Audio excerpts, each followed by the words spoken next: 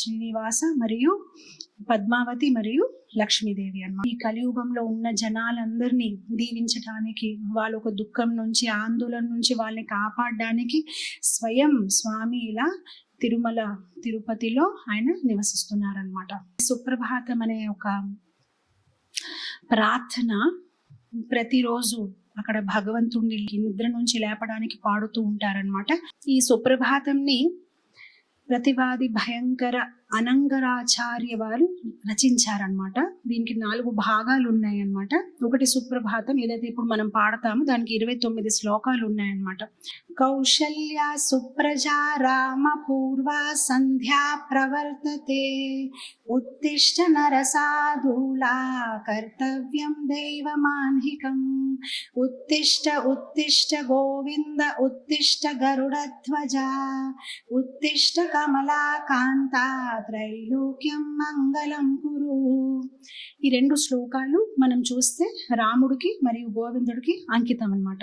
రామాయణంలో ఉన్న బాలకాండంలో 23.2 నుంచి ఈ శ్లోకాన్ని కాపీ చేశారనమాట. రామాయణంలో ఈ శ్లోకం ఎలా వచ్చిందంటే, ఎప్పుడైతే విశ్వామిత్ర ముని శ్రీరాముడికి లక్ష్మణునికి ఆయన ఒక యాగం పూర్తి చేయడానికి తీసుకువెళ్తారు, సో అప్పుడు అక్కడ తాడకాన్ని చంపడము, అహల్యాన్ని ఉద్ధరించడము అలాంటివన్నీ జరుగుతాయి అన్నమాట.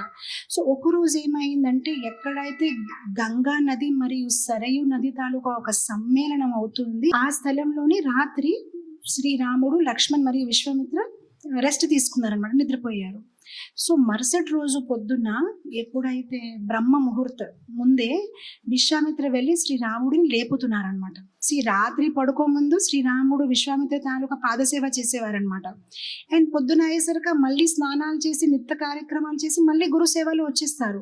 కానీ ఆ కొంచెం సేపు ఎప్పుడైతే శ్రీరాముడు పడుకొని ఉంటారో కూడా విశ్వామిత్రకి అసలు ఏదోలాగా ఉంటుంది. ఎందుకంటే ఎవరైతే శ్రీరాముడితోని సహవాసం చేస్తున్నారో ఊహించండి, అసలు ఒక్క నిమిషం కూడా కళ్ళు ముందు నుంచి ఆయన ఎక్కడైనా మాయమైపోతే అదొక రకమైన రెస్ట్లెస్నెస్ అనమాట. ఎప్పుడు లేపాలి, ఎప్పుడు మళ్ళీ ఆయన ఒక మధురమైన కంఠంతో ఆయన మాటలు వినాలి, ఆయన ఒక కమల నయనాన్ని చూడాలి. అసలు ఇంకా బ్రహ్మ ముహూర్తం అనమాట, ఇంకా సూర్యుడు ఉదయించలేదు. సో అప్పటికి విశ్వామిత్ర ముని ఆయన్ని లేపుతున్నారనమాట. సో ఇప్పుడు స్వామివారు యోగ నిద్రలో ఉంటారు కదా, ఆయన నిద్ర ఎలా ఉంటుంది, ఆయన నిద్రలో కూడా సృష్టిస్తారు కదా. సో ఇక్కడ ఆచార్యులు అంటారు, ఎవరికైనా నిద్ర నుంచి లేకపోతే కారణం చెప్పాలి, అసలు దేనికోసం లేపుతున్నారు. సో ఇక్కడ కారణం చెప్తున్నారు, ఉత్తిష్ట నరసాధుల కర్తవ్యం దైవమానికం. ఓ శ్రీరాముడా, నీకెందుకు లేపుతున్నానంటే నిత్య కర్మాలు చేయాలి కదా, అందరికి నిత్య కార్యాలు ఉంటాయన్నమాట. సో అది నువ్వు చెయ్యాలి కదా, నువ్వు లే నాయన అని విశ్వామిత్ర ముని అంటున్నారనమాట. ఆయన ఇక్కడ ఒక మాట అంటారు, కౌశల్య సుప్రజ. సుప్రజ అంటే సుసంతానము, కౌశల్యకి సుకుమారుడు, కౌశల్యకి సుసంతానమైన ఓ రాముడు నిద్ర నుంచి లేనాయన అంటున్నారనమాట.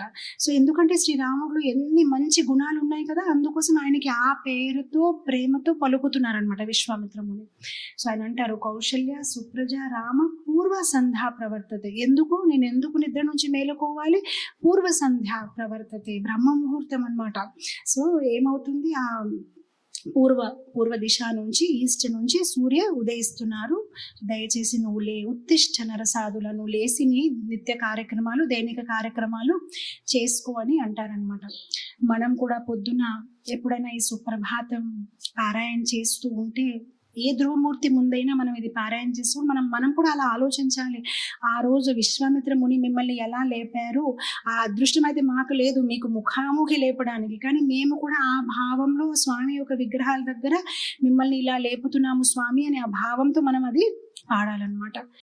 జీవన్ కృష్ణార్పణం, మృత్యు కృష్ణార్పణం, కృష్ణార్పణం కృష్ణార్పణం, కృష్ణార్పణం కృష్ణార్పణం.